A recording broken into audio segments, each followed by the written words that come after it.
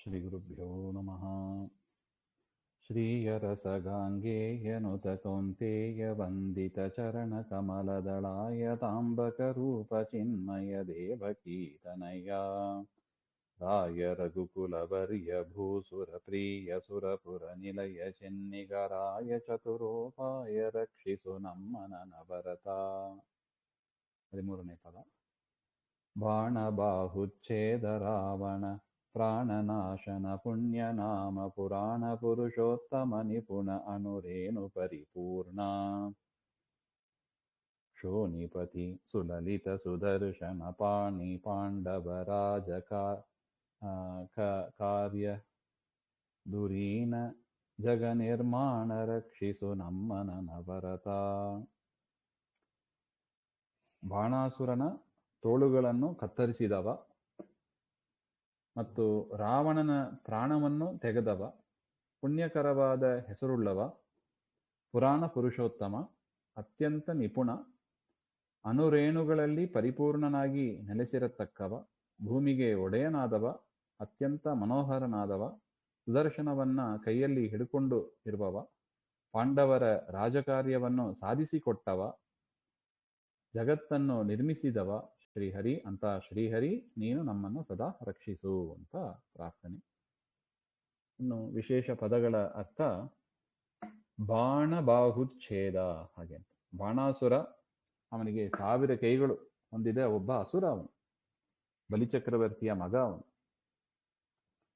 ಕಾರ್ತವೀರ್ಯಾರ್ಜುನ ಚಂದ್ರವಂಶದ ರಾಜ,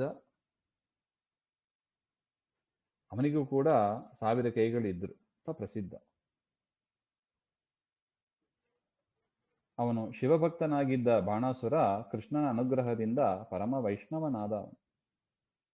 ಇವನ ಮಗಳಾದ ಉಷೆಯನ್ನ ಕೃಷ್ಣನ ಮೊಮ್ಮಗ ಅನಿರುದ್ಧನಿಗೆ ವಿವಾಹವನ್ನ ಮಾಡಿಸ್ತಾನೆ. ಬಾಣಾಸುರ ಎಂಬ ಹೆಸರಿನ ಅಸುರ ಸ್ವಭಾವತಃ ಒಬ್ಬ ರಾಕ್ಷಸನೂ ಇದ್ದಾನೆ. ಅವನು ಕೀಚಕನಾಗಿ ಹುಟ್ಟಿ ಭೀಮನಿಂದ ಸಂಹರಿಸಲ್ಪಟ್ಟ. ಹೆಸರಲ್ಲಿ ಸ್ವಲ್ಪ ಎಚ್ಚರದಿಂದ ಇರಬೇಕು ಅಂತ ಒಟ್ಟ. ಬಾಣಾಸುರ ಅಂತ ಅಸುರ ಸ್ವಭಾವದವನು ಇದ್ದಾನೆ, ಒಳ್ಳೆಯವನು ಇದ್ದಾನೆ ಅಂತ ಒಟ್ಟು.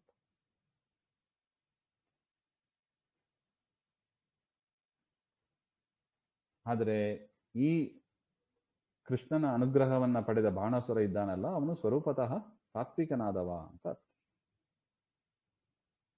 ಆದರೆ ಅವನಲ್ಲಿ, ಬಾಣಾಸುರನಲ್ಲಿ ಅಸುರ ವೇಷ ಇರುತ್ತದೆ. ಅದರಿಂದ ಕೃಷ್ಣನನ್ನ ವಿರೋಧ ಮಾಡ್ತಾನೆ. ಅವನಿಗೆ 2 ಕೈಗಳನ್ನು ಮಾತ್ರ ಉಳಿಸಿ ಉಳಿದ ಕೈಗಳನ್ನ ಪರಮಾತ್ಮ ಕತ್ತರಿಸ್ತಾನೆ. ಆಗ ಅವನ ಅಸುರಾವೇಶ ಹೋಗಿ ಅವನು ಹರಿಭಕ್ತನಾದ ಅಂತ ಇಲ್ಲಿ ಒಟ್ಟಿಗೆ ಸ್ಮರಿಸ್ತಾ ಇದ್ದಾರೆ.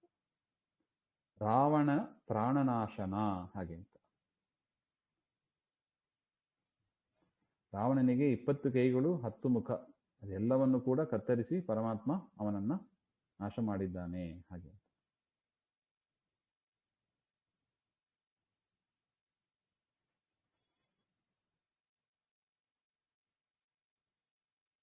ಪುಣ್ಯನಾಮ, ಪುಣ್ಯ ನೀಡುವಂತಹ ನಾಮ ಅಂತ ಅದರ ಅರ್ಥ. ಪರಮಾತ್ಮನ 1000 ನಾಮಗಳಿದೆ, ವಿಷ್ಣು ಸಹಸ್ರನಾಮ ಅಂತ. ಎಲ್ಲವೂ ಕೂಡ ಪುಣ್ಯ ಪ್ರದವಾದ ಮಂಗಳವನ್ನು ಕೊಡತಕ್ಕ ದಿವ್ಯ ನಾಮ, ಹಾಗೆ ಅಂತ ಅದರ ಅಭಿಪ್ರಾಯ. ಪುರಾಣ ಪುರುಷೋತ್ತಮ, ಪುರಾಣ ಪುರುಷರಲ್ಲಿ ಉತ್ತಮನಾದವ ಅಂತ ಅರ್ಥ. ಪುರಾಣ ಅಂದರೆ ಅನಾದಿ ನಿತ್ಯವಾದದ್ದು, ಅರ್ಥತಃ ನಿತ್ಯವಾಗಿ ಇರುತ್ತದೆ, ಆದರೆ ಅಕ್ಷರಗಳು ಬದಲಾವಣೆ ಆಗ್ತಾ ಇರುತ್ತದೆ. ಆ ಪುರಾಣಗಳಲ್ಲಿ ಅನೇಕ ದೇವತೆಗಳ, ಋಷಿಗಳ ವಿಚಾರ ಎಲ್ಲ ಬಂದಿರುತ್ತದೆ. ಆ ರೀತಿಯಾಗಿ ಉಲ್ಲೇಖಿಸಲ್ಪಟ್ಟಿರುವ ಜನರಲ್ಲಿ ಉತ್ತಮನಾದವ ಪರಮಾತ್ಮ, ಪುರಾಣ ಪುರುಷೋತ್ತಮ, ಹಾಗೆ. ನಿಪುಣ, ನಿಪುಣ ಅಂದ್ರೆ ಕುಶಲ, ದಕ್ಷ, ಸಮರ್ಥ ಅಂತ. ಏನೇ ಕಾರ್ಯ, ಸೃಷ್ಟಿ ಸ್ಥಿತ್ಯಾದಿ ಕಾರ್ಯಗಳನ್ನ ಮಾಡುವುದಕ್ಕೆ ಸಮರ್ಥನಾದವ ಅಂತ ಅರ್ಥ, ನಿಪುಣ, ಹಾಗೆ. ಅಣುರೇಣು ಪರಿಪೂರ್ಣ. ಅಣು ಅಂದ್ರೆ ತುಂಬಾ ಚಿಕ್ಕದಾದ ಒಂದು ಪದಾರ್ಥ. ರೇಣು ಹಾಗೆಂದರೂ ಕೂಡ ಒಂದು ಧೂಳಿನ ಒಂದು ಕಣ ಅಂತ ಅರ್ಥ. ಈ ಮನೆ ಒಳಗೆ ಸೂರ್ಯನ ಕಿರಣ ಬಂದಾಗ ಒಂದು ಕಿಟಕಿ ದ್ವಾರ, ಆ ಕಿರಣದಲ್ಲಿ ನಾವು ಕಾಣಬಹುದು ಸಣ್ಣ ಸಣ್ಣ ಧೂಳುಗಳು ಇರುತ್ತದೆ. ಅದನ್ನ ರೇಣು, ಆ ಧೂಳಿನ ಒಂದು ಭಾಗವನ್ನ ರೇಣು ಅಂತ ಕರೀತಾರೆ. ಪರಮಾತ್ಮ ಅಣುರೇಣು ತೃಣಕಾಷ್ಠ ಪರಿಪೂರ್ಣ ಅಂತ ಗೊತ್ತು, ಎಲ್ಲದರಲ್ಲೂ ತುಂಬಿದ್ದಾನೆ ಹಾಗೆ.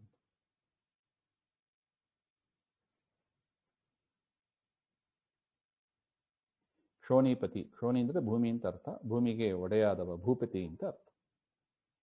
ಅದರ ವರಾಹ ರೂಪವನ್ನ ಗುರುಗಳು ಇಲ್ಲಿ ಸ್ಮರಿಸ್ತಾ ಇದ್ದಾರೆ.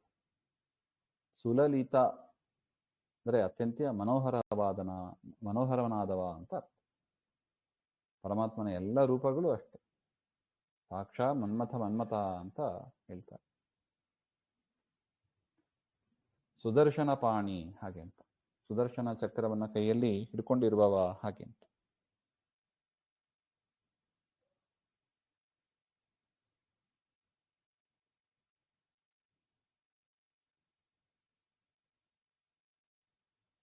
ಸುಲಲಿತವಾಗಿ ಸುದರ್ಶನವನ್ನು ಸದಾ ಕೈಯಲ್ಲಿ ಧರಿಸಿದವ ಅಂತನೂ ಒಂದು ಅರ್ಥ ಇದೆ. ಒಮ್ಮೆ ಯಾಕೆ ದೇವರ ಆಯುಧವನ್ನ ಬೇರೆಯವರು ಎತ್ತಲಿಕ್ಕೆ ಆಗೋದಿಲ್ಲ ಎಂಬ ಅದಕ್ಕೆ ಒಂದು ವಿಚಾರವನ್ನು ಹೇಳ್ತಾರೆ. ಒಮ್ಮೆ ಅಶ್ವತ್ಥಾಮರು ಕೃಷ್ಣನನ್ನ ನೋಡ್ಲಿಕ್ಕೆ ಹೋಗ್ತಾನಂತೆ. ಹೋಗಿ ಕೃಷ್ಣನ ಹತ್ರ ಸುದರ್ಶನವನ್ನ ಇಸ್ಕೊಂಡು ಬರೋಣ ಹಾಗೆ. ಮಹಾಭಾರತ ಯುದ್ಧಕ್ಕೆ ತನ್ನ ಗೆಳೆಯ ದುರ್ಯೋಧನನಿಗೆ ಗೆಲುವು ತರಬೇಕು, ಅದರಿಂದ ದೇವರ ಸುದರ್ಶನವನ್ನ ಇಸ್ಕೊಂಡು ಬರೋಣ ಅಂತ ಕೃಷ್ಣನ ಹತ್ರ ಹೋಗ್ತಾನೆ. ಕೃಷ್ಣ ಹೇಳ್ತಾನೆ, ಆಯ್ತಪ್ಪ ತಗೊಂಡು ಹೋಗು ಅಶ್ವತ್ಥಾಮರೇ, ಅದಕ್ಕೇನು ತಗೊಂಡು ಹೋಗ್ರಿ ಅಂತ, ನೋಡಿ ಅಲ್ಲೇ ಇಟ್ಟಿದ್ದೀನಿ, ರ್ಯಾಕಲ್ಲಿ ಇಟ್ಟಿದ್ದೀನಿ ಅಂತ ಸುದರ್ಶನ ತೆಗೆದುಕೊಂಡು ಹೋಗಿ ಹಾಗೆ ಅಂತ. ಆದರೆ ಅಶ್ವತ್ಥಾಮರು ಹೋಗಿ ಅದನ್ನು ಎತ್ತಬೇಕು ಅಂತ ನೋಡ್ತಾರೆ, ಅದನ್ನು ಅಲುಗಾಡಿಸ್ಲಿಕ್ಕೂ ಆಗಲಿಲ್ಲವಂತ. ಅಶ್ವತ್ಥಾಮರು ರುದ್ರದೇವರ ಅವತಾರ, ಅಂಥವರಿಗೆ ಸುದರ್ಶನವನ್ನ ಅಲುಗಾಡಿಸ್ಲಿಕ್ಕೆ ಆಗ್ತಾ ಇಲ್ಲ.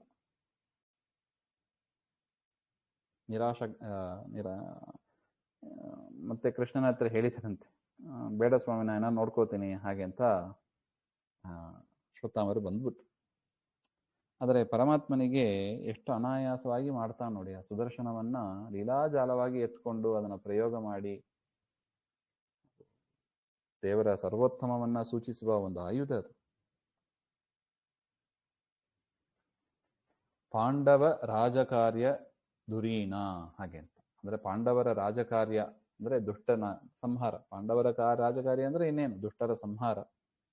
ಅದನ್ನ ಚೆನ್ನಾಗಿ ನೆರವೇರಿಸಿಕೊಟ್ಟವ ಪರಮಾತ್ಮ ಶ್ರೀಕೃಷ್ಣ ಹಾಗೆ ಅಂತ. ಜರಾಸಂಧನ ಸಂಹಾರ ಇರಬಹುದು, ದುರ್ಯೋಧನಾದಿಗಳ ಸಂಹಾರ ಇರಬಹುದು, ಪರಮಾತ್ಮನ ಅನುಗ್ರಹದಿಂದ ಕೃಷ್ಣನ ಸಂರಕ್ಷಣೆಯಲ್ಲಿ ಎಲ್ಲ ಕಾರ್ಯವನ್ನು ಪೂರ್ಣವಾಗಿ ಮಾಡಿದವರು ಹಾಗೆಂತ ಅರ್ಥ ಪಾಂಡವರು.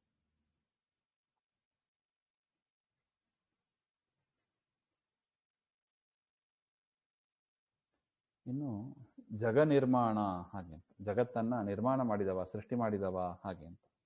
ಉಪಲಕ್ಷಣೆಯ ಎಲ್ಲ ಇಟ್ಕೋಬೇಕು, ಸೃಷ್ಟಿ ಸ್ಥಿತಿ ಲಯ ಜ್ಞಾನ ಅಜ್ಞಾನ ಬಂಧ ಮೋಕ್ಷ ಎಲ್ಲವನ್ನೂ ಕೊಡುವವ ಪರಮಾತ್ಮ ಹಾಗೆ. ಬ್ರಹ್ಮಸೂತ್ರ ತಿಳಿಸ್ತದೆ ನೋಡಿ, ಜನ್ಮಾದ್ಯಸ್ಯ ಯತಃ ಹಾಗೆ ಅಂತ. ಜಗತ್ತಿನ ಎಲ್ಲ ಕಾರ್ಯವನ್ನು ಕೂಡ ನೆರವೇರಿಸುವವ ಸರ್ವೋತ್ತಮನಾದ ಪರಮಾತ್ಮ. ಈ ಜಗತ್ತಿನ ವ್ಯಾಪಾರವೂ ಕೂಡ ದೇವರು ಸರ್ವೋತ್ತಮಾಂಬಾದನೆ ನಮಗೆ ತಿಳಿಸಿಕೊಡ್ತಾ ಇದೆ, ಬೇರೆಯವರಿಂದ ಮಾಡ್ಲಿಕ್ಕೆ ಆಗಿಲ್ಲ. ಭಾಗವತದಲ್ಲಿ ನಾವು ಕೇಳ್ತೀವಿ ನೋಡಿ, ಜಗತ್ತನ್ನ ಬ್ರಹ್ಮಾಂಡ ನಿರ್ಮಾಣ ಮಾಡಬೇಕು ಬ್ರಹ್ಮರುದ್ರಾದಿಗಳಿಂದ ಆಗಲೇ ಇಲ್ಲ. ಮತ್ತೆ ಪರಮಾತ್ಮನಲ್ಲಿ ಸ್ತೋತ್ರ ಮಾಡಿದ್ರು, ಪರಮಾತ್ಮ ಅದನ್ನ ಬ್ರಹ್ಮಾಂಡವನ್ನ ನಿರ್ಮಾಣ ಮಾಡಿಕೊಟ್ಟ. ಅದರಿಂದ ಈ ಜಗತ್ತಿನ ಸೃಷ್ಟಿ ಹರಿ ಸರ್ವೋತ್ತಮಾಂಬಾದನ್ನ ತೋರಿಸಿಕೊಡ್ತಾ ಇದೆ. ಪುರುಷ ಸೂಕ್ತವು ಅದನ್ನೇ ಕೂಡ ಹೇಳ್ತಾ ಇದೆ ಹಾಗೆ ಅಂತ. ಪರಮಾತ್ಮ ಸದಾ ನಮ್ಮನ್ನ ರಕ್ಷಿಸಲಿ ಹಾಗೆ ಅಂತ ಪ್ರಾರ್ಥನೆ. ಶ್ರೀಮದ್ ಅಂತರ್ಗತ ಶ್ರೀಕೃಷ್ಣ.